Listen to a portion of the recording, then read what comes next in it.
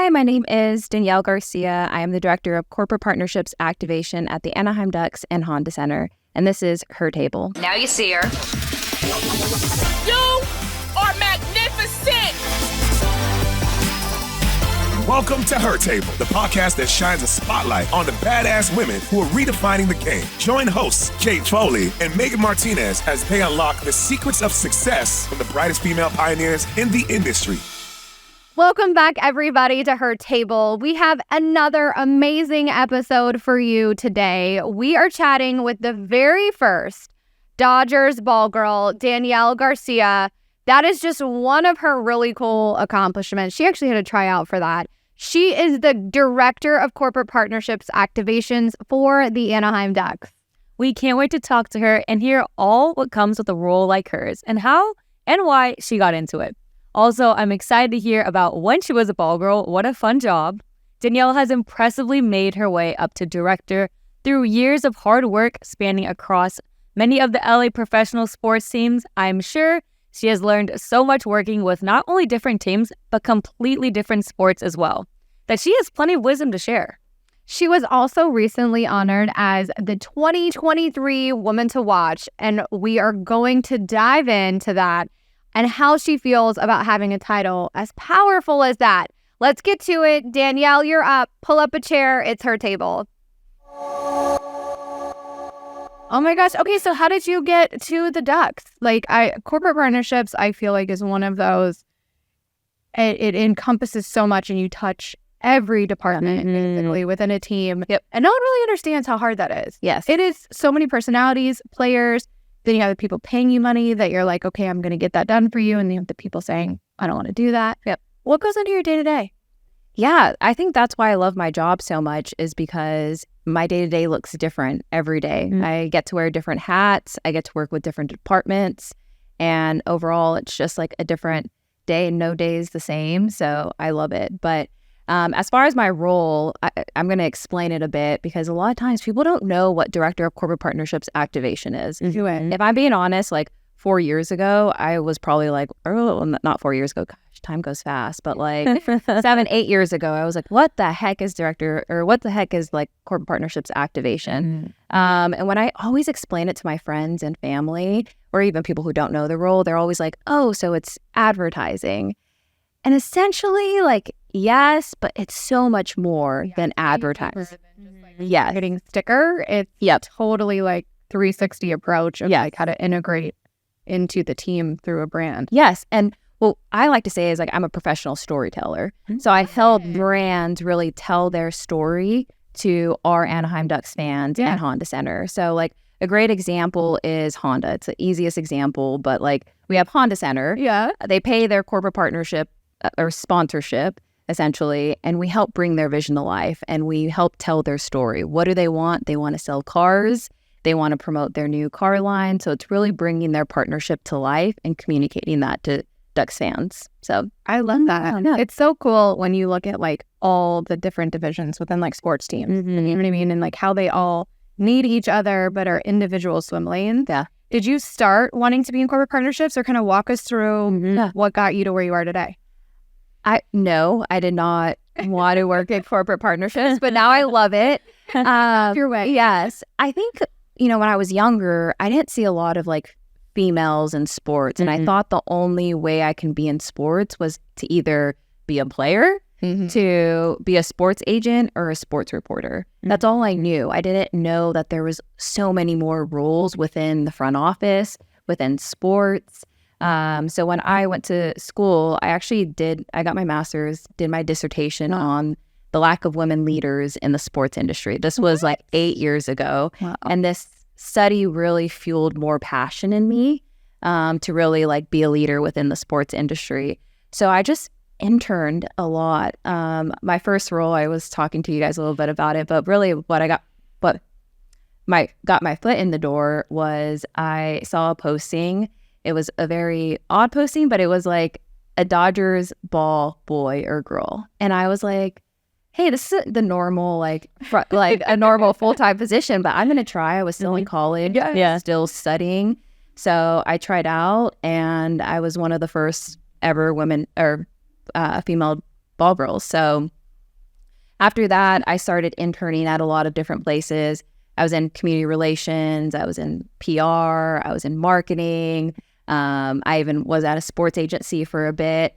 And I didn't know what I wanted to do because I loved it all. I just loved sports so much. I loved interacting with players, with the community, with like the front office, with brands. And then finally somebody said, hey, I think you would be a really good fit for this like corporate partnerships activation associate. And I remember reading the role and I'm like, what is activation? Like I just kept throwing a whole bunch of activation. Yeah, but we should unpack it of like, what is it day to day? Like it reads really nice, but what exactly am I supposed to be doing every day? And that was really my first like full-time offer, like first full-time opportunity that I had. And I'm like, you know what? I will try it. I will try it. I applied. I got it. And after that, I loved it just because we get to wear different hats. Like we get to help with entertainment, with marketing, with community relations, and with PR. So we get to bring some really cool stuff to life with brands and with like. Seems like you found like the perfect fit. Yeah. I think it's really cool too, because sometimes we talk on the show about how like you don't know exactly what you want to do. You just know what you're good at and what brings you joy and happiness. And you want to find a place to kind of like put all that. Like I want to put it somewhere and put it to good use. And it's so important to me that like you just reiterated, you don't have to know what you want to do. And sometimes I think these young people like I read job descriptions and I'm like, that sounds amazing. But like, I'm like, what do I have to do to do that? You know, and you don't know. And it's sometimes intimidating, but for you to take a job that you didn't know exactly what that was going to be, but you knew, you trusted that gut and were like, there's something there. I want to see what it is. And now you're like, I get it. I love it. And you can articulate it. It's so cool because that is a hard one to articulate because you do multiple things in different lanes for different people. Yeah. What's been one of your favorite activations that you guys have done? There's a lot. How many do you do in a year? Like, I had to back. People sign on to be a partner. Yes. Okay. And then part of their deal, they get X. Like you decide that, right? So we have three parts in our department. So we have the sales guy, we have the activation team, and then we have the strategy and analytics team. So the sales guys really go and like find a partner, try selling them a partnership with the Anaheim Ducks and Honda Center. And then once they sign on, I oversee the account. So I'm like their day-to-day contact. So they'll have a presented sponsorship night. They'll have some other activations going on. And I just make sure everything that they're paying for comes into fruition. But it's really just being strategic on like, on it all and just working with like the brand on like what they want to do, how they want to tell their story.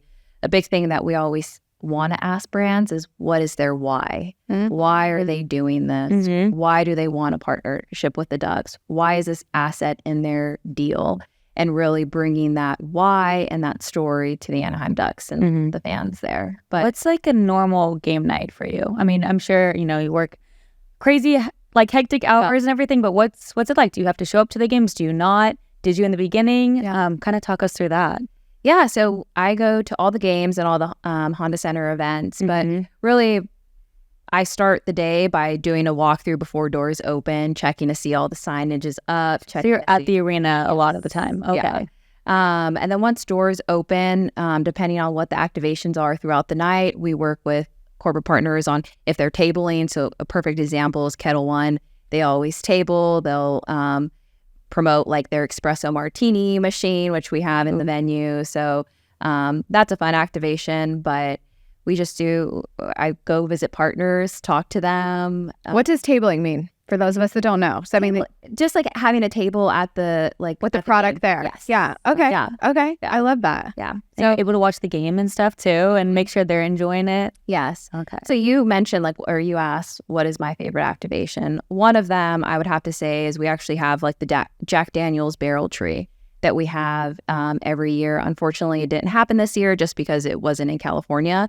but we have about 140 barrels that come to Honda Center, and they're full-size whiskey barrels, and it makes it Are they Christmas. full of whiskey? No. Oh, no. I'm like, oh, that's Yeah. But it's really a beautiful sight to see because it's just barrels and a Christmas tree. so And cool. what we do, it can end there, but this is where like my role comes into play is what are we going to do with the barrels after? So we give it to community relations. They auction it off and raise money for the foundation. I love that. Yeah. Wow. And then the top barrel goes to Operation Ride Home, which is a organization, nonprofit that reunites families in the military with their families. I love that. So we host a lot of military during that month to like honor them, to give them tickets to the game, to bring them an experience. So it's just really making sure at the end of the day it can stop there, but we don't want it to stop there. Yeah. So Amazing. yeah. It's cool too, like to see how something that you're pushing for it not to stop there. Yeah. Like I think most people, and I think some people would be like, okay, check, done in the contract, it's over, keep it moving. And you're like, no, there's more to give here. There's more to do. There's more to be. And so you're like layering on everything that you're doing, but then it's so much value to those brands because they're getting so much more than what they're signing up for. And that's probably what keeps them coming back to you, would be my guess. Yeah. And so you're that pivotal role in that space. Thank you. And you mentioned something, and we really pride ourselves on not just checking the box. Yeah. So we can like be in a business of like, oh, we checked the box, we did it, but that isn't any benefit to anybody, not the partners, not to our organization, not to our fans. So every time we have like an asset or an element in their contract that we have to activate on, we want to think it thoroughly. And that's really what like helps our organization and the Ducks and our department thrive. It's cool too, because like you touched on how your role, you're like giving back, and you guys are auctioning off those barrels. That's just like one example. But you do have a history of volunteering and giving back. Is that like something that's important to you and something you do to this day, right? Yes. Yeah. That is why I love the organization so much, Anaheim Ducks. So our owners, Henry and Susan Samueli, they are part of like the Bill Gates pledge, where they want to give more in their lifetime than like than they make. So our organization is very focused on community. And every time when it comes to corporate partnerships, we're thinking about ways that it will impact the community in a positive way. So that is one thing that we always, when it comes to our partnerships, we always have to add a community element to it. Not have to, we get to. I always have to remind myself, like, we get to do this. So it's awesome, and I love it. And you mentioned earlier, actually, just like me loving my job. It's so cheesy to say, but we hear that saying all the time, like, if you love what you do, you'll never work a day in your life. And that's what I really feel like in my role, in my organization, that it makes me want to go, like, I want to go to work. Like, I want to put the long hours in because I love my role so much. So I always encourage people, going back to like the intern days, like, don't just settle for a job just because like it pays the bills. Like, find something that you love and that you're passionate about, because it will really show in your work. So I encourage everyone to do that. I think too, it's always interesting in sports is there's always, internships, there's experiences, there's short contracts, long contracts. I always think like, to just try. Yeah. Like, do it. If you hate it, you don't like it, but try and put yourself out there, get uncomfortable. You obviously started as auditioning. We were just talking about this as like a bald girl or boy, and like, what am I actually doing? And they actually had to like run and try out. Like, it's like, there's no way you have spread in your child. They're like, oh yeah, you did. Yeah. But like, you now have taken that one opportunity and morphed it into something that much bigger. What levels and layers did you have to go from that entry level position to get where you are now? What was that cadence? That's such a tough question. What do you mean by the cadence? Like what? So you started here, and then the next stop was here. The next stop was here. Like, what were your stops between your first experience in sports professionally to where you are now? It was all the internships that I like did, and the amount of always trying and finding what I wanted to do and what I was like passionate about. I think the big thing too is just work. I like busted my butt to like be in the position I am, and that's the big thing that I pride myself on. I think a lot of times people will try saying, oh, so-and-so got lucky or got lucky. I hate that. I know. You know what? I might take a little bit of luck, but I work my ass off to make the luck work. Yeah. Yes. Like, it's not just like I show up. You have to like do the work. So you're lucky you get to show up, but then you got to keep showing up. Yep. It's not just that one time, right place, right time. It's every single time. Yes. And that's why I hate when people say you got lucky or it was the right time. But it's like, I worked my butt off. If you know how much hours I put in, I was interning and like making minimum wage and working 2-3 jobs at the time, but I was working because I knew this is what I wanted to do. Yeah. So something like a quote that always like stuck with me and what my pastor used to always say is a lot of people have CEO vision, but employee work ethic. Is like, I like that. I feel like you like in the season. A little road tomorrow. My team, we're getting on a call tomorrow, and you're going to hear that exact message. Well, a lot of people do have this vision to be something great. Everybody wants to be something. They don't want to work for it. And that's the thing is like, I'm going to set my goals, and this is what I want to do, but I'm going to work my butt off to get it. And I think that's a big thing of what we face nowadays. So. And I feel like all of us women, we can relate. Like sports world is so demanding. Like people don't realize how much work we put into our daily lives outside of work. Like you're still working even though you're not on the clock. Did you ever have any time like starting from your internship to now that you're like, I'm over this, I want to give up, I don't want to work in sports anymore? Has that ever happened to you? Yes and no. So no, because I've always wanted to, be in the sports industry. Yes, because of some of the hurdles I went through, and not saying that it was anything that I couldn't overcome. Right. But there was a time in my life where I didn't have the necessarily like the circle or the leadership that could have helped me. So I think I had a position a long time ago, and there was a female who you would think female empowerment. It's not always the case. No, it's not. Oh, no. I had to learn the hard way because it was hard for me. I was maybe very like naive, but I thought every woman wants you to succeed. You want everybody to succeed. And I think sure enough, probably one of my first roles, I learned that the hard way of like, if you like, it was not about women empowerment. It was like, if you want to succeed, you can't be happy. You can't like have a family. You can't be married.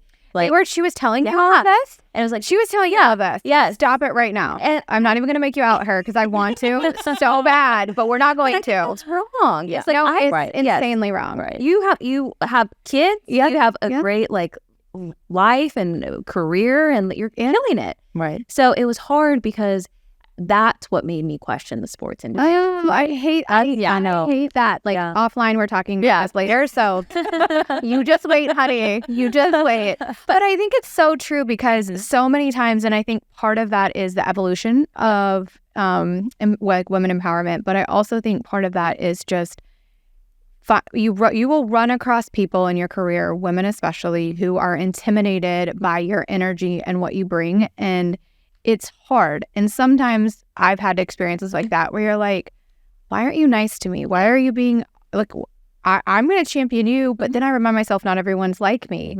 But I don't let that stop me from being who I am for the next person. And it's stuck with you so much that you probably are like, I'm going to go out of my way to never be like that to anyone else. So while it sucked for you, the lesson in it is it's going to stop with you. Yes. Right? Yeah. And so it's so...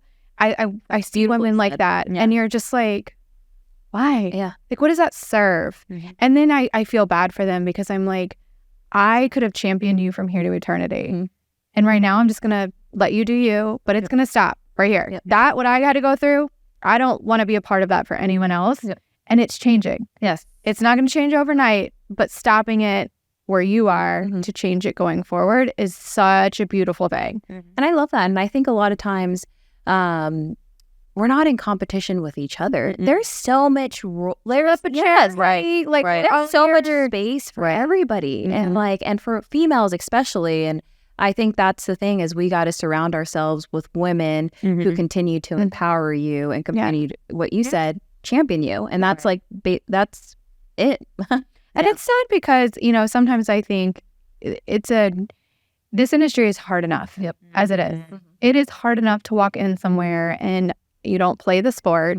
You don't look like the people playing the sport. And then they question, should you be here? Which then makes you question yourself. Well, should I be here? Instead of having those people that are like, you deserve to be here and you're gonna be here and we're gonna help you feel better about it. I look at these young women and I watch sometimes at these panels I speak on and I see them all clamoring and I'm like, you guys would be such a better, powerful position. I want to see someone else when like Lala Anthony has this thing that I watched that she said, like, not everything is meant for me and it's not my time for everything, but I'm going to clap for who gets something over them. If you win it and I don't, I'm going to clap for you. If it's your turn, mine's coming. So it's not a negative thing. It just means like, it's just not my turn. And you have to be okay being someone else's turn. And maybe you teach them that lesson. I hate that you had that experience. Like it burns my heart. I feel like that's such a common thing though. Like that happens and then you become that person, that woman that's going to empower other women. So I think it's a horrible experience. And like, I feel like a lot of us can relate to it. And then you realize you're like, I'm never going to be that way towards someone else. And then you continue that. It just sucks. I know. It's like, I expect that from men. I don't expect that from women. Right. And I always thought that too. So it was, I know. When I when I was doing actually my dissertation and I was studying just, women in sports, it was so hard for me to believe that was a study that like women just felt like they were in competition with us. And I'm like, that's sure, I'm doing this study, but I don't think that's right. Right. And sure enough, fast forward 2 years later, and that's how I felt. And it was just, I knew from that moment, I was like, I will never be that woman that ever like puts anybody down. We're championing women and we're going to empower women. Right. And like, it's been like that for me. So, where's old girl at now? I don't know. I'm not saying. Oh, girl, we'll leave it to the line, but I'm not. But I think too, it's you work in a male sport, especially in hockey, and we actually have had some guests on before that talk about how hockey still has a lot of room to grow from this space. And I think every sport's starting to evolve and create space for leadership to be women. And bring a different lens to the table. And I think in the role you play, it's so finite of being able to have that compassion, that intuition, that empathy that women carry to execute something as simple as a brand placement deal. But for you, it's not just a brand placement deal. It's how do we give it more, be more? And I think women bring that to the table so much more beautifully. Sometimes men are amazing, don't come for me. But like, we have an innate ability to be able to connect to the consumer easier because we have that empathy and that intuition of like, what are they seeing as compared to like, what do I want them to see? Right. And it's a hard balance to find. Yeah. And at first it was kind of a struggle though. Like, I'm in this role that I'm, again, hockey, very, it still has room to grow. And I think I'm proud to be a part of this time where I'm watching it grow. Like we are putting a lot of money in behind like Women in Sports Night and like Dia de los Muertos Night and Pride Night and all these like nights that we're doing. And we're not where we need to be, but we're making steps and we're moving forward. But when I first started this role in corporate partnerships, it was hard because I am a female in not only a male-dominated sport, but a male-dominated department. Because we deal a lot with business owners at that time who were just males and white males. And it was tough because a lot of times I think they saw me as an assistant. Girl, preach on the day. And that's what's expected. They don't, it's an interesting place to be because you're like, really? But then you're like, okay, and you don't want to offend them, but then I'm also like, Offended me, I feel like I'd be so upset about that. Like, I'm just like, okay, but at the same time, I try and give everybody grace because maybe they don't know any better, right? But then I'm going to help you learn better, and if you don't make a better choice, then that's on you. But like, you have a male-dominated department. Like, I mean, it is a lot of corporate partnerships that I've experienced and seen are men-led, and I think it's, the excuse or example I've always been given is, men just can make better deals or men have better when you're meeting a guy, you're gonna. And I'm like, look, everybody plays a role. I might be better than you at something, and you're better than me, and you're gonna need my craft and my tool at another time. But how for you have you been able to kind of continue and grow in your role in a male-dominated department? Like, is it intimidating? Is it hard? Do you cry on every Friday? It's like, I want another girl. Like, I look at it like I want more women in it so I can have more of this, like, okay, we're all here together. But it's hard to get to that other side of it. Yeah. My CPO, he actually just got promoted. Chief Partnerships Officer. Okay. He just got promoted, but he is he supports women in a positive way. My senior director, she's a female, and she's a badass, and she kills it. And I think he really empowers, and I think that's a big thing too, is like, he doesn't treat me like an assistant, which like I'm not, but like even when he speaks to me, to other partners, I think that's a big thing, is having not only the tone. Yes. Having just like a confidant near, like with you that can like talk to you and really just like set that tone of everything that you said. So when it came into conversations with any of our like partners, he's so good at uplifting like me, uplifting the females on our team. What's his name? Graham Sidarius. There you go. Shout out Graham. No, I think it's so important we celebrate men that do that. Yes. Because oftentimes it's those men that change the trajectory and path of so many lives that they don't realize.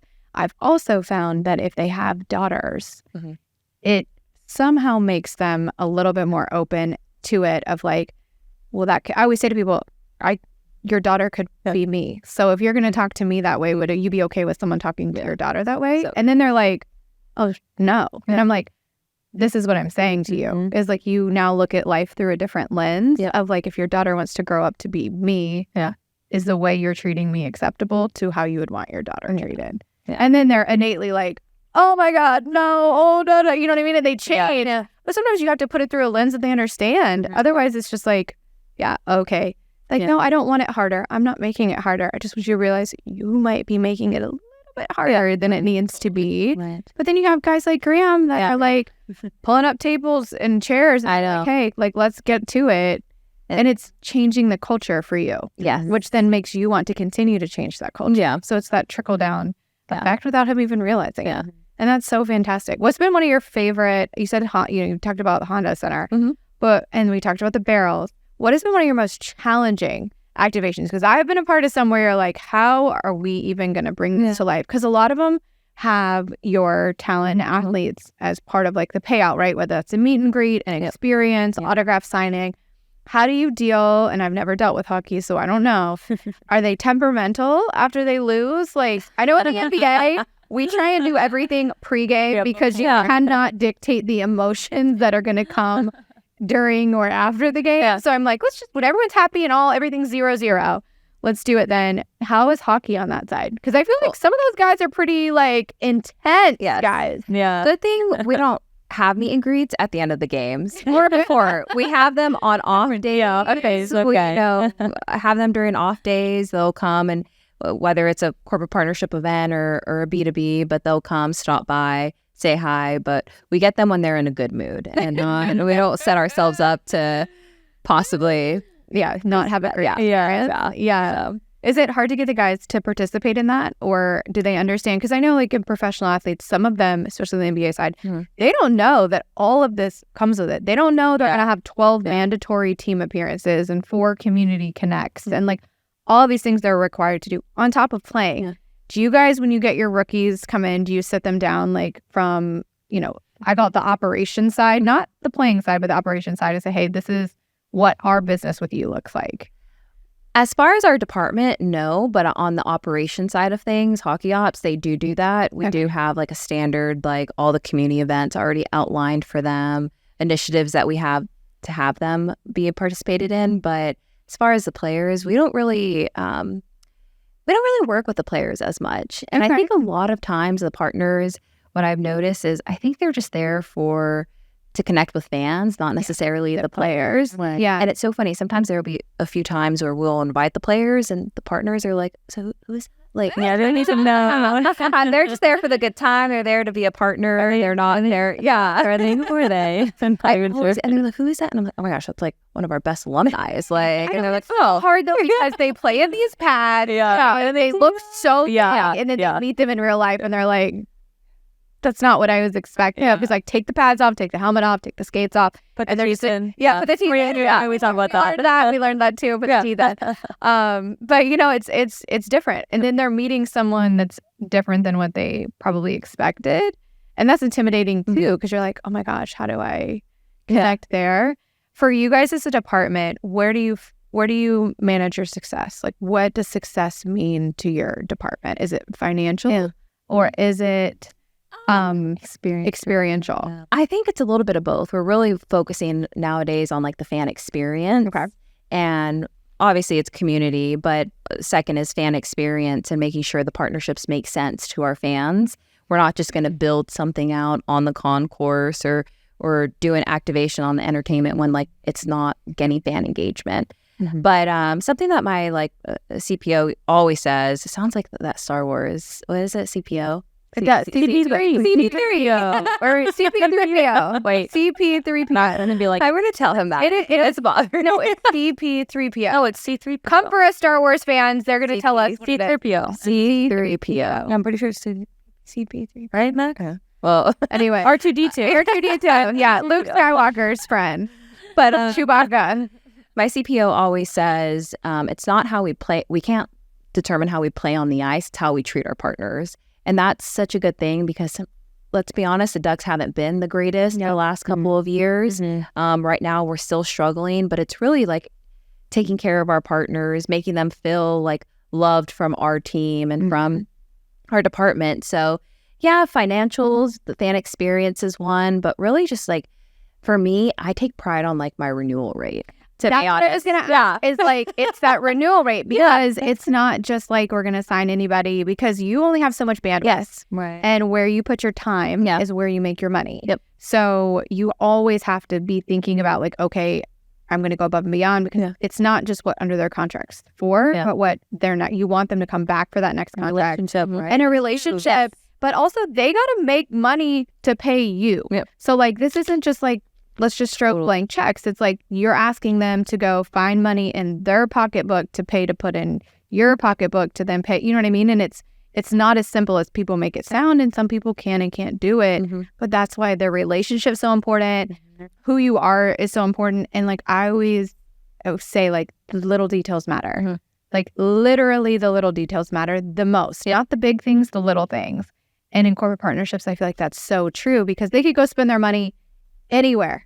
100%. Anywhere. And that's what makes them come to you. Yeah. Or that we're in such a tough market where LA has like so many sports teams, like Orange County. The thing is, we don't try to be LA. So I think that's like where we, I think, you know, but I think the team across the street, the Angels is like Los Angeles Angels of Anaheim. We're not in that space to be Los Angeles. I don't think we want to be Los Angeles.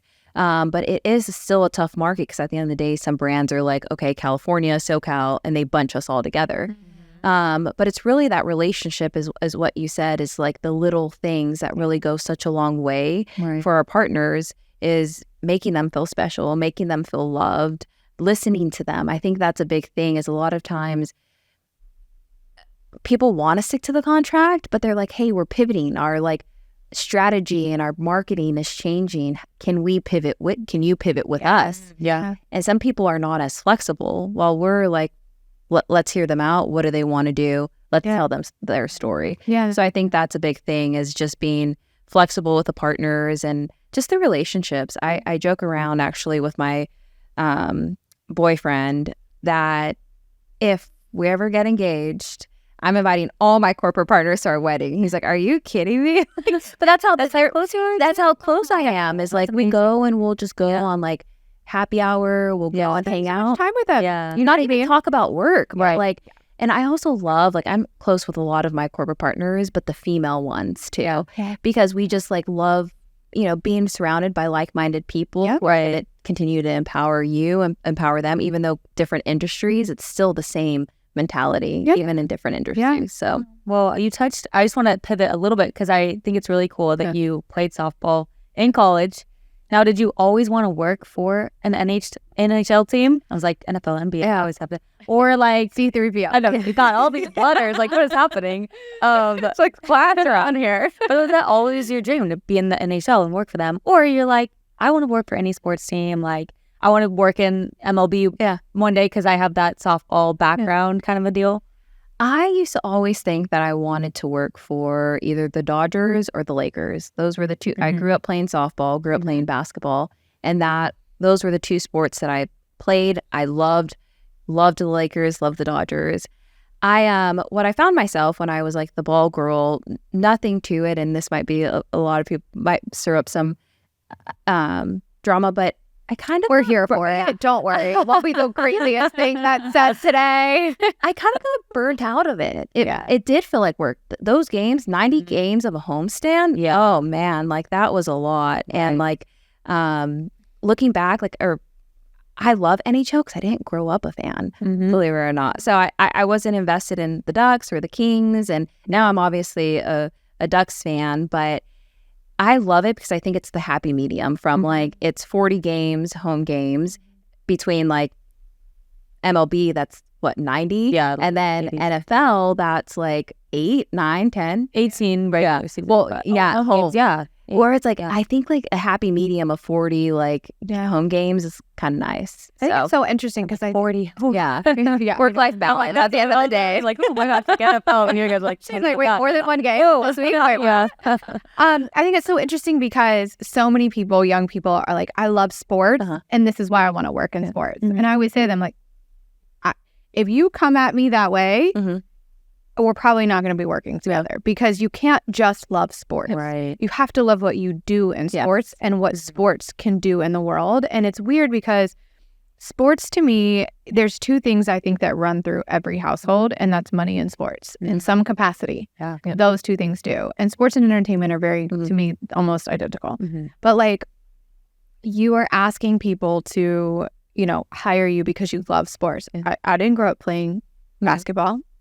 I work in basketball, but I don't love it. But I think that's what gives you a different edge, and why you have such a high success rate is because you're not the super fan. You love what you do, but you're not there. You're there because of hockey, not for hockey. Yes. And that's like such the difference in these young people that are like, I want to work in sports. And it's like, okay, yes, everyone does. It's so cool. But the amount of hours that it takes. I mean, are you working, be honest, and no one say anything bad here, for those of you on the internet watching that, how many hours a week are you working? Because I think there's a misconception of like, oh, it's a salaried job at 40 hours a week. And like, I am not working 40 hours a week. No. I'm working much more than that by choice. So we're not coming for me, but like, it is a commitment to your craft, and it is a craft of your ability to do it. What's your hours like in a week? Because I'm one of these girls that are like, I want to be like her. And it's like, okay, well, you're not going to get to do X, Y, Z. You're going to have to sacrifice here. But, you don't get to clock in and out. You have people that you have to be not 24/7 for in corporate partnerships, but like you have to be accessible for should they need something, want something. And that's one of the games at night. A level of commitment that comes with on top of the job. What's your hours like? Let's just say a lot more than 40. That's kind of cute. When you're like 40, I was like, oh, that's nice. Yeah, 40, I wish. Plus 40, work out. I'd be able to work out when I can. You're like up by 5. No, I think I work a lot. And like, if you want to be successful, you do have to work a lot at the end of the day. Like, there are times where I am, it's holiday season, so we have a lot of like hospitality events. We're hosting some partners on Wednesday until about like 8 or 9, but like it's really just putting in the work. And I said it before, but loving what you do, because I love it. Like I actually would I love going in at 8 and doing my job. I don't like, and I love leaving at 9 p.m. Like I love it. But on the weekends too, we don't just do hockey, we do all the Honda Center events as well. So on Saturday, you're doing that on top of that out. Okay, so let's go back. So Saturday we actually had a concert, and then Sunday we had a game. Oh my gosh. So played out of curiosity. A concert? Yeah. It's a Christian band, cool. Christian So Christmas band. how does that tie into your job with the Ducks? Like, walk us through like the crossover of how that works from corporate partnerships. Yeah. So it's a lot of our LEDs and signage really remains the same. So it's like the upper and lower LEDs, like the signage that you see around the concourse, signage like outside, all of that stays the same, but we do like have a suite. We host people who want to be there, partners. So this week's looking crazy because we have Disney on Ice. So love Disney on Ice. Yeah. Jelly. The kiddos on it. Maybe Jelly. fly back down. Yeah, fun. Yeah, It's fun. I'll pick her out up. of school again. Max, she said I get to come back. It's fine. But we have Disney on Ice, and Thursday, Friday, and then Saturday and Sunday we have 3 shows. So it's really like So she's singing her Disney heart out. Oh my God. That's so fun. So when someone, because I think it's interesting for people to understand, you can sponsor the Ducks. Yes. You can sponsor the Honda Center. You can sponsor the venue, right? Which then gets you access to anything that comes through the venue, not just the Ducks. Yes. Like, it's so intricate in learning this business. Like, I had to learn it when I started. And I'm like learning so much. I'm like, wow. So yeah, like you can be a Ducks partner, but then you can be a Honda Center partner, and then you have access to anything that comes through there. You have access to, right? From like, I'm not the expert here. Yeah. My understanding is like, as opposed to just the Ducks, which is what's so cool is a lot of teams are now trying to own their buildings so that they can generate revenue from the building outside of the team. And then some teams don't own the building, so they can't control what's in there, which then causes a lot of turnover because you might have conflicting sponsors in different places, which is so much more work to turn over on quick games. Oh, it is, because so that's the thing. We actually just we have a concert coming up, or we had a concert previously, and their official partner was Pacifico, and our official partner at Honda Center is Anheuser-Busch. So 2 different brands, but having to be like mindful of the promoter while also keeping your contract up today. Yeah. So really just managing those conversations. The good thing is, again, back to Graham and just the leadership I have with him and my senior director, Dre, we try not saying no. There's always there at times we have to, but it's like, no, if it's a no, but like, no, but we can do this. There's always a thought. Instead of saying like, and coming up with a solution, instead of just saying, no, this can't happen and just calling it a day, we always want to come up with a solution and trying to work with our partners on that, with promoters on that, other teams on that. So it's really just coming up with a solution for each other. So yeah, it's so intricate. And I'm like, seriously. And then you have, outside of that, you also have player endorsements. So you have like this whole like, and then you have league endorsements. I mean, it is like a vacuum of fun when it comes to corporate partnerships. And then you're also trying to get money just for you, but then they need to spend it elsewhere and those types of things. What do you think is one of the biggest challenges for you in your job? That's tough. I'm like, and it can be personally or professionally.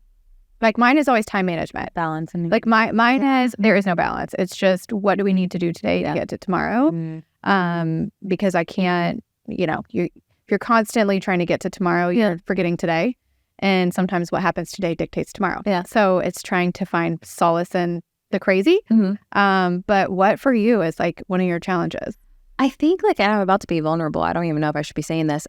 So I have been in this leadership role now for probably a year and a half, and I'm one of the youngest directors, and female directors. Okay, Thank you. So I think I have a lot of eyes on me, but I think what I'm struggling with, I think, is managing our team. Everybody needs to be managed differently. Yeah, different personality. Is like the hard, like I don't think people talk about that enough. No, it's so hard. I spend 80% of my day managing people, not doing my job, managing the people that work in my company, to then have to go do my job on top of it. And I'm fortunate and blessed to be in a leadership position, but that's why I take it so personal when I have people on my team that are not carrying their weight or are not participating in a level that is needed, because it's like, I'm giving, I'm trying, I'm helping. Like, let me help you get where you want to go, but you gotta work too. You can't just show up and it's cool.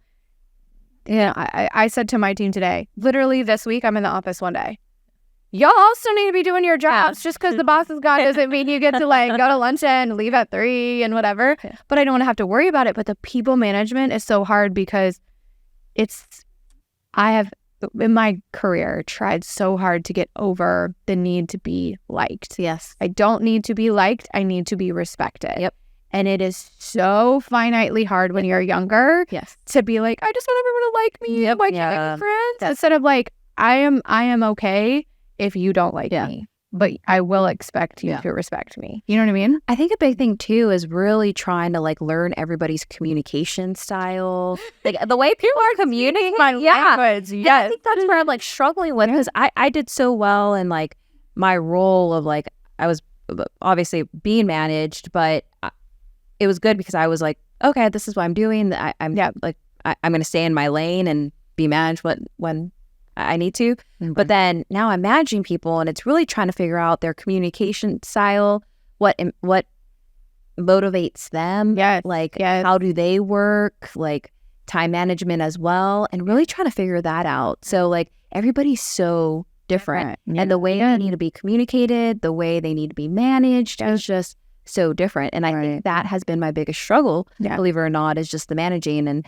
I'm going to butcher this quote, but it's like a Spider-Man quote. It's like with great, with bigger, you know what I'm talking about? Big personality or responsibility or something. Yeah. It's like heavy is the head that wears the crown. Yeah. It's similar to that. Yes. So it's just like, it's interesting because I'm just trying to learn and learn about my management style, my technique, and then how it is might not always be the best for others. And at the end of the day, I always just want to uplift my employees. Yeah. But sometimes I always want to uplift them, which is great, but I also want to push them to be better. You have that expectation of growth. So it's a little bit of both and like juggling it all. And I think that's a big thing. So I was going to say for me in this space, it's always hard for me because I always want to see people grow. Mm-hmm. But sometimes people just don't want to grow. Mm-hmm. And you got to be okay being like, if you're good over there, like I'm not going to put time and energy into helping you grow. People you can't make them do it. Yeah. And I had a conversation with one of my employees the other day and I had to ask him, like, how do you need to receive feedback?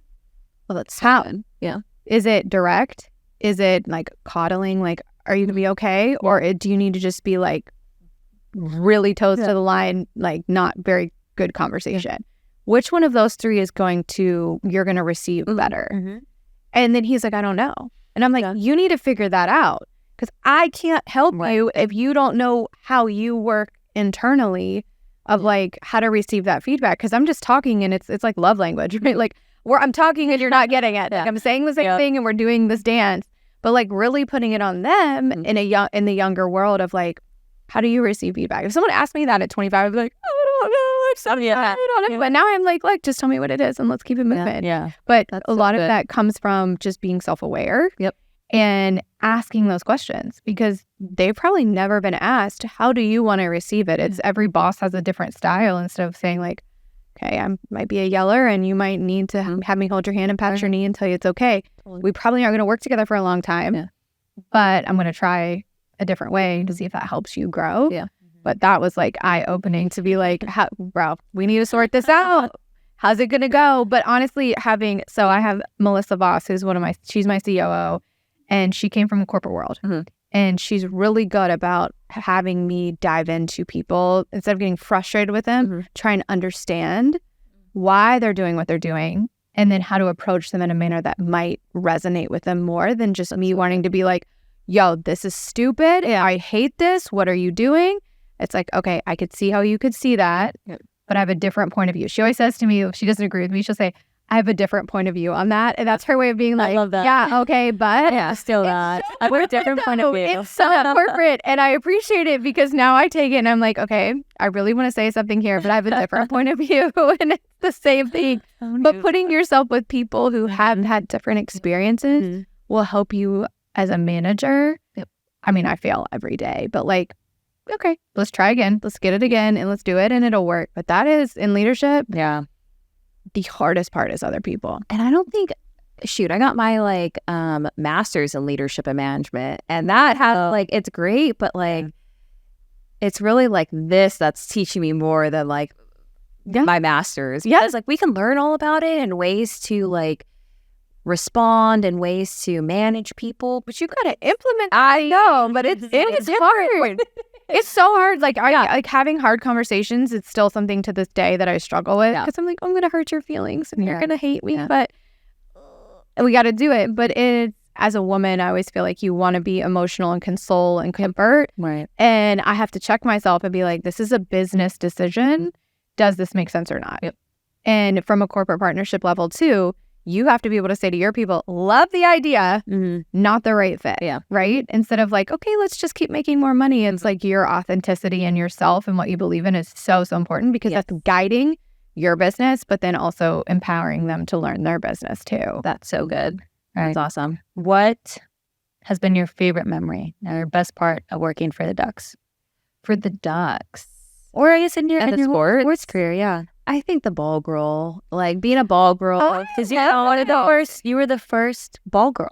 I was. You and another female, correct? And I was like there during the World Series on the field. Unfortunately, when we like, lost, I mentioned that, but like I didn't have to throw that in there. But I know it was like 2020. You won. But there at and it was just so awesome because it's just like something I've always like envisioned as a kid. I always wanting to be on the field. The funny thing is I actually wanted to be the first female baseball player. That was like my goal as a kid. Wow. It's kind of full circle. Yeah, it is. On the field during World Series. And here to worse. That's so you had a different path. Yeah. Right? I always talk about that. Yeah. So fantastic. How incredible. Yeah. I mean, it's funny. I think back. So for you, what would you tell a younger you in that moment that was like, I am burnt out on all these games and being this ball girl, like I'm over this?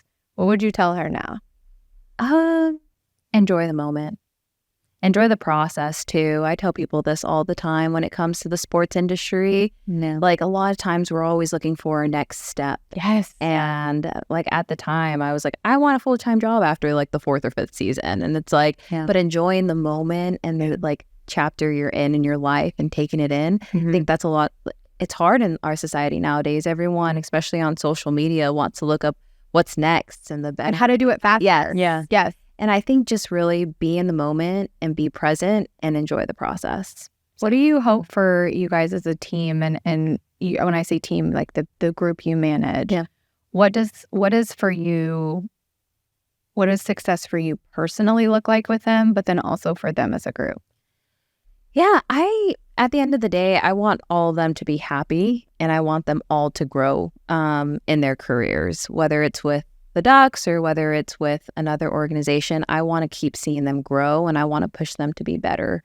And I think we have a lot, I don't know if you guys know, but we have OC Vibe coming. No, so what's that? Our ownership team, and this is another thing that adds into the layer of our party room. We're going to all of these things. We're going to get 2 weeks of work off so that we can go. Yeah. So we actually have like an over 100-acre entertainment district coming to Anaheim. In 2028, we're hosting some of the Olympics. The volleyball is going to be at Honda Center. Oh, sweet.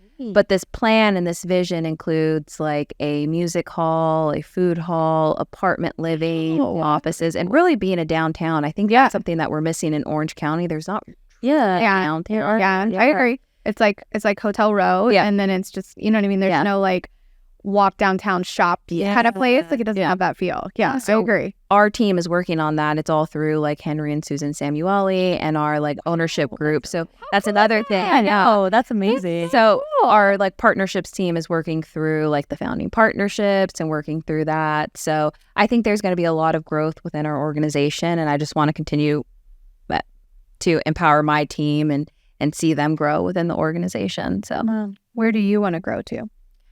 Other than just be like head lady.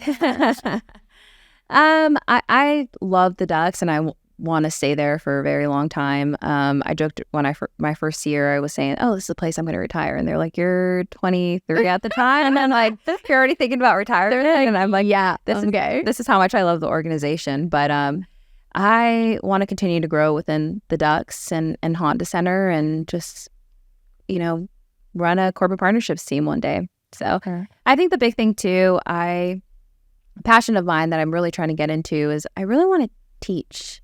I really want to be a professor. I think you're one of your classes, a professor. Yeah.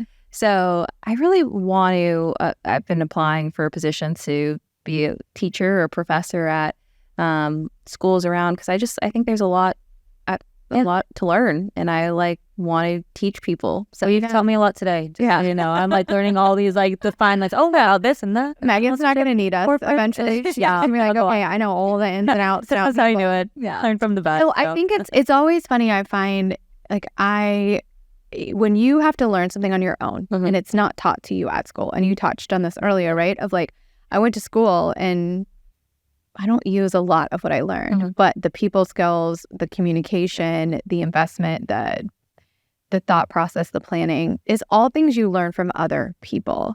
And I think it's so fascinating when you see somebody who wants to teach and give back, right? I don't want to read you a book and check what chapter 3 test. Here we go. Wow. It's okay, can you take what we're talking about and then apply it in real life settings? Because you can be phenomenally book smart.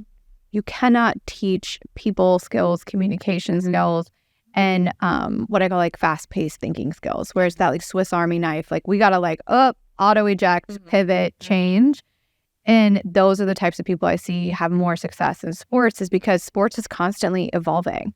It is fluid. It is changing. You could go to the championship game or you could not make it to the playoffs. You have to be able to adapt when a coach gets fired, when guys are hurt, when something didn't work out. I'm trying in my old age now to be okay, that didn't work out. It's not the end of the world. This is what we're going to do instead. But I feel some of these young kids are oh my gosh, it didn't work out. I don't know what to do next because I don't know how to problem solve. But having teachers in classes that have that real life experience, it's so important, but it's so intimidating for those other professors that have made their tenure of this is what I teach. Right. Which I love it, teach it, do you. But sometimes that real life experience that you get, honestly, there's no dollar amount that can be put on it, because those kids need that in order to get into this business.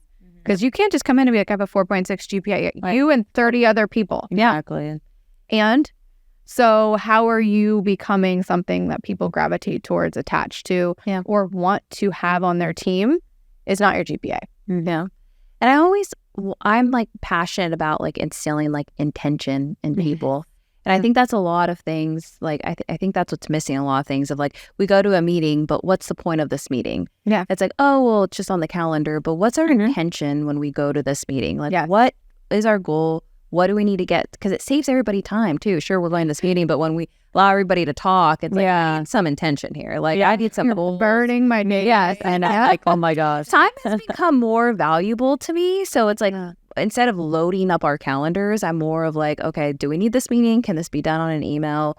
What's the intention? What's our goal here? And I think that's a big thing is I think about that throughout my life, throughout my career is what's my intention this week? What's my intention today? What's my intention for this month? I'm very, very much a goal setting person and a planner, and I write things out and I plan everything, probably to a fault that I'm literally planning everything. But is it color coded? Yes, it is. I have this whole journal and everything. Yeah. So not everyone's like that, but I do. It keeps you organized and it's what works for you. Yeah. But sometimes people these people you manage, right? I have one guy that's sticky notes everywhere. I'm this is a hot ass mess. I'm getting anxiety looking at your desk. For him, it works. Yeah. And if I ask him to organize it, he doesn't know how to do it because his brain doesn't work that way. And that's why people are so intricate and how to get them to do what you need them to do. Yeah. It's fascinating. Yeah. I'm still just hung up on this old girl. I literally cannot. Oh my God. She's been on fire ever since that. I'm waiting to know. We'll find out. No, we're going to get there. No, we're so going to get there. That's why I love this, your guys' podcast. I love the idea of it, Her Table. There is a seat at the table for all women. And there is so much room. And we just need to continue to empower women, champion them. And I think, I mentioned this earlier, but a lot of times we just think we're in competition with each other, and we're not. And that's the thing is that's why I love my senior director, Dre, and then even Graham, there's so much room and they empower us, and just being like surrounded by people that are going to continue to uplift you is something that we need to focus more on. And I think leaders too, like I try really hard in every aspect of my life is if it's someone's win that I like, if someone on my team does something fantastic and I'm getting the win for it, I won't do it. That person needs to get the win. And I need them to know that what I'm asking them to do isn't just me. It's impactful. It's empowering. And so the other day, one of my creative guys, shout out to Jax, he's going to love this, but he made this amazing creative for us. He's our creative lead. And our client was like, this is so dope. And I was like, please text me that so I can screenshot it and send it to the guy that made it. I did not make it. And I think so often as leaders is to be like, oh, yeah, cool. Yeah. And I'm like, no. I didn't do that. Yeah. He did it. And I had him do that. And I actually had him like send a note of like, this is so cool. Like, this is so dope. And it made my creative lead's day. Yeah. Because he's like, it made him feel good. Like, oh, it matters, instead of like, I'm just doing this to do a job. And now he's more committed to being a part of a project or working with someone because he feels valued. And as leaders, it's like, get out of your own way and let your people get their wins, which then in turn makes them want to win with you, not against you. And it's so important, but no one ever talks about it. Yeah. It's like, you just see these people at the top. Everybody gets a bonus. Everybody gets this. But all these other people are doing the work. Let the people doing the work get the, like, shout out too. Like, get it in. Like, go ahead. But no, it's leadership that's my big thing too. Yeah. It's like, how do you be a leader? Do you read books? I do. I do too. I love books. So Atomic Habits, have you read that? I haven't read that one. I just finished last night 21 Laws of Leadership. Oh, interesting. I'm going to send it to you. Okay. Fantastic. Yeah. Like my intention is to like read one book a month of just something that's challenging me to grow. The next one I started today on the plane was oh my gosh, I'm going to have to think about it. I can't remember the name of it, but it's about negotiating. It's like negotiating as if your life depends on it. It's from like this FBI profiler. Is it Split the Difference? Yes. Yeah. Never like, wow. Difference. I was like an FBI guy. Yeah. Reading this book about like hostage negotiations. But I'm like, shit, that's actually true. Yeah. Wow. It's crazy because it's fun. Well, Graham, he like always gives us books. Yeah. So, guys, give me books that can like start reading. But one I was Split the Difference, and I remember getting this. I'm like, this is weird, like an FBI agent teaching leadership skills, but it really is true because it's so good. It talks about just negotiating and the way you talk to people. I'm using it with my 6-year-old right now. Like, how do I get you to do what I want you to do? Yeah. Because my ways aren't working. Oh my God. Try another so tactic. Cute. Like, let's get here. That book can help. I can see that. Listen, you never know how it's going to play out. Yeah. But no, and I think that's a great quality of a leader too, of like always learning. Yeah. That's the thing. It's like, I will be the first to tell you, I don't know everything. Like, I need to keep learning. Like, I need to read. I need podcasts are my friend. Like, I need to learn more and more. And I just like, some people will say it's a nerdy thing, but I love learning. Like, that's not growing. If you're not growing, then what are you doing? Exactly. Like, I just don't have time for it. And you're a great teacher too. And the fact that you learn so much and that you're able to like share. Have you read Girl, Wash Your Face? No.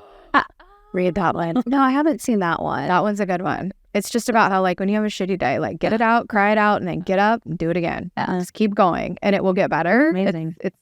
Sometimes you need another girl to tell you, like, you got it. Yeah. It sucks. I hate them. Yeah, we'll put a little dartboard on the wall. I got your back, but, like, keep showing up. I think it's just so important. That is important. I think it's... I'm going to be vulnerable here again, but I literally, yesterday it was like, or last week it was such a tough like week, and I just like needed to pour myself a glass of wine and cry it out. Oh, like, and just like, do you feel like you have to hold it in though because you're a woman? Like, do you feel like in the corporate world you're not that you're not allowed to be vulnerable, but it is not encouraged to be vulnerable? Let's say it that way. See, it's so tough because I think like I'm so blessed to have like such a great leader and like such a great organization that I can. Mm-hmm. But I think it's a pride thing at this point for me is because I don't want to show it. I think they welcome it, but I would never like want to show it. And maybe it goes back to like maybe it does show for weakness or in my eyes. Like not that it does, but makes me feel like that. So I'm so insecure to show like emotion. So I did it at home, and I just needed to have that cry. And I'm like, but you know what? I'm going to work tomorrow. This is what I'm doing to set myself up for success. And like, this is the sun came up. You woke up. It's not done with you yet. Exactly. There's work to do here, and he'll tell you what it is. Love that. No, it is. And Megan and I talk about this too, of just the struggle of finding the balance between being a human at work, because we are just people too. And having the vulnerability of like, we joke sometimes when we film the show, I'm like, gosh, we are just dead as doornails.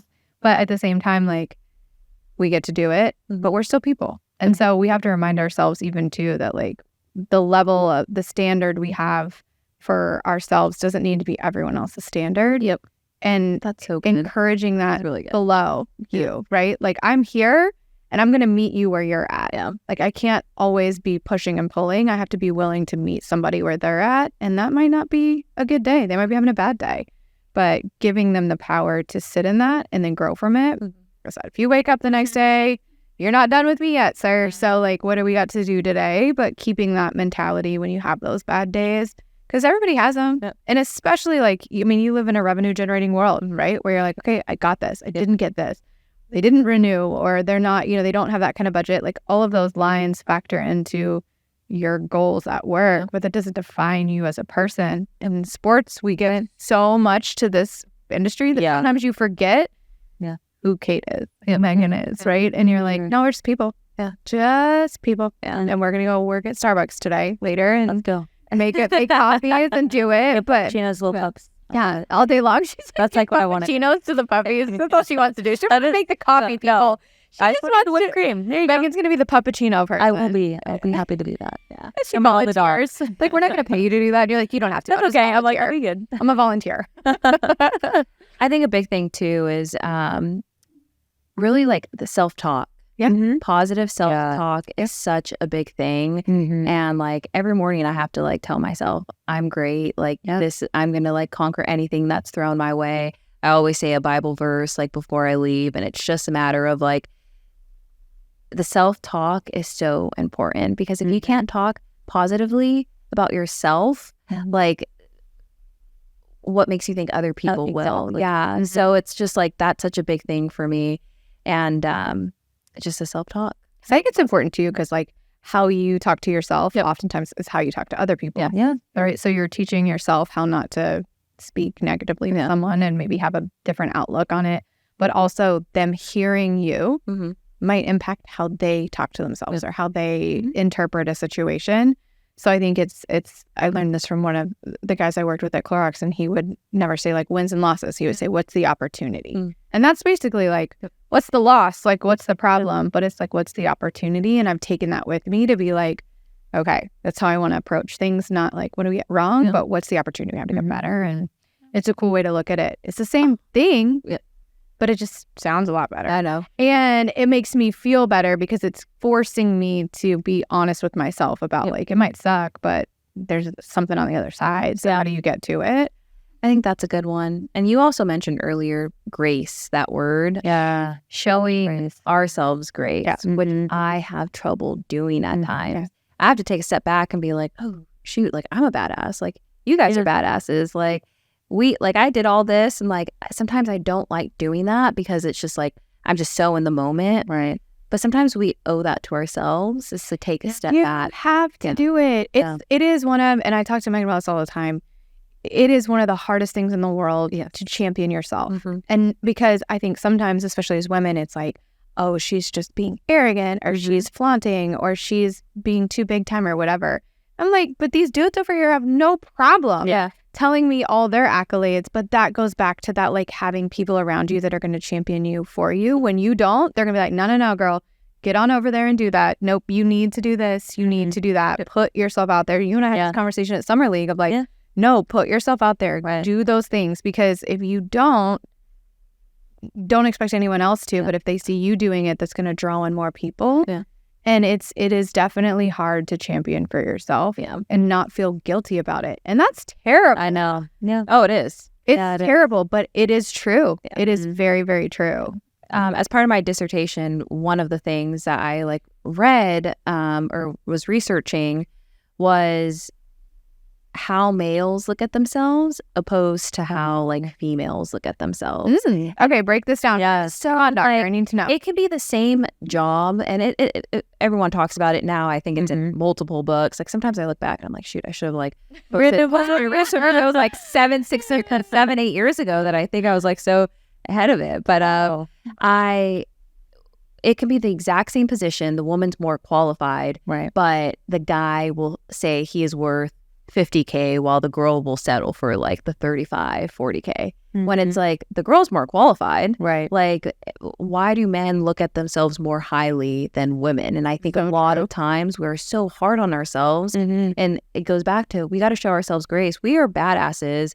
We need to be in like we are leveling the playing field, and we need to be confident in ourselves and what we can bring to an organization. And I think we struggle at that at sometimes. At least I do. No, it's that For sure. self-worth, right? Where it's like, I hear you on the like, he'll be like, if it's not 65, I'm walking away. Yeah. Where I feel like many times in my life, I'm like, okay, I'll take less because I have the opportunity to prove myself and whatever. And it's like, what the hell do I need to prove myself? Exactly. I'm already here. Yep. Like he's not saying I'll take less to prove myself.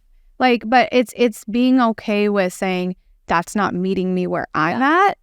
So that must not be for me. Instead of us feeling the need of like just taking whatever, holding yourself to that like standard and the like vulnerability of like, okay, I'm going to bet on myself here and owning it. And sometimes you get it right and sometimes you get it wrong. But I do think it is fascinating to hear women talk about how they take a lesser role or a lesser salary or a lesser opportunity because they know they can work towards the bigger one when they're more than freaking qualified for the bigger one. Yes. Yeah. But they're just like, Yeah. I just don't know. And it's like, but that's also for me of like, you have to have that confidence. And I even say this to all of my clients. It's like, if you're asking someone to pay you millions of dollars, you damn well better believe you're worth millions of dollars before you go in there. So good. Because if you don't believe that, why are they going to do, why do they believe it? Why are they going to pay you it? So you have to go in like, they need you.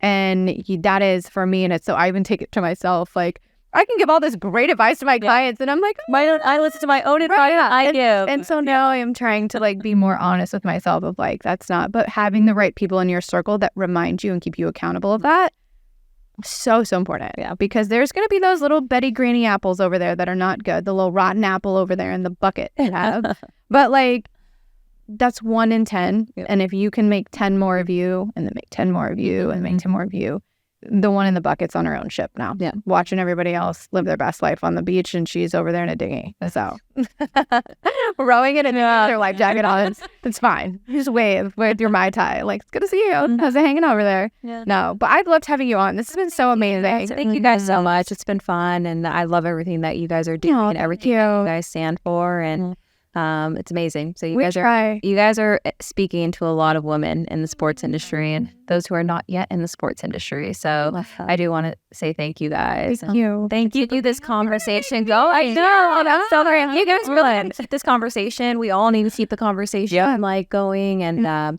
you guys posted on your story, but like we need to, find women that are going to bring us in a room full of opportunities. And that's what you guys are doing on this set, is providing a platform for people to speak and empower other people. So thank you guys. Oh, thank you. Thanks for listening. Okay, Megan, that was amazing. So good. Loved having Danielle on. She is just such a kind soul to have in such a crazy world of sports. From being the first ball girl ever to now director of corporate partnerships, 2023 women to watch in sports. Right. I mean, I kind of want to grow up and be like her. I know. So cool. I just thought that was such a great story that, she played softball in college, and then her first gig was being the first ball girl at the Dodgers. And like, talking about full circle, like you want to be on the field one day and then you are actually on the field, like for the Dodgers, and they're winning a World Series. Like, that's so cool. But I just think that's awesome for her. Like, she loved what she does.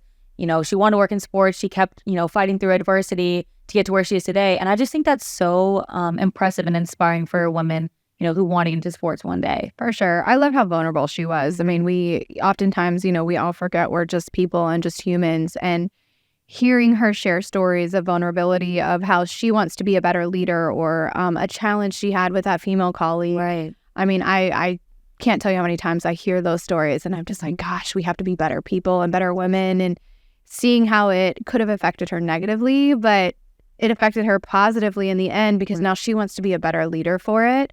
Her passion for me of just what she does is not just transactional. She really wants to see success For sure. for her entire team, but for her partners, for her brands. And it's cool to learn. I loved hearing about how they had like the Jack Daniels barrels, and how like they make the tree, but then it becomes something bigger at the end, and the nuances that go with it. It's fascinating to hear. And I just learned so much from her. I understand why she wants to become a teacher because, I mean, for you guys, you understand the whole corporate and sponsorship, activation, all that. And to me, it's like brand new. So I'm like, wow, this is so cool. I'm learning this, I'm learning that.